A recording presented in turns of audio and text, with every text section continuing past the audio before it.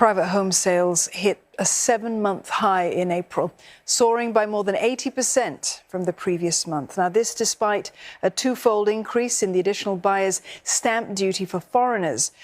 Homebuyers snapping up 887 new units, with the most transactions coming out of 2 new launches in the rest of Central Region. Blossoms by the Park near Buena Vista launched after the new cooling measures kicked in. It sold about 75% of its 275 units on the first day. Singaporeans accounted for 84% of the buyers. Tembusu Grand near Katong went on sale earlier in the month, and buyers acquired 354 units out of 638. 9 in 10 of those buyers were Singaporeans. Demand may continue to be resilient for some of the future launches, like, for example, reserve residences and some other suburban and city fringe projects, because these projects tend to attract more local buyers and they are less affected by the cooling measures than foreigners.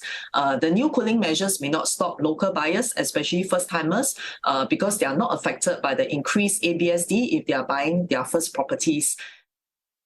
The number of foreign buyers in April nearly doubled to 70.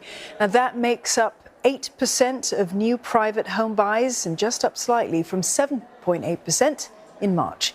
Analysts say that the change in proportion of foreign buyers in April wasn't significant, as the major launches catered mainly to locals.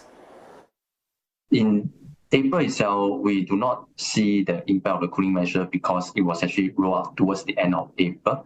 But we may see the impact being felt in the May numbers. But then again, the sales volume for May is not going to be significantly affected because the foreigners only account for a small number of purchases in the Singapore property market.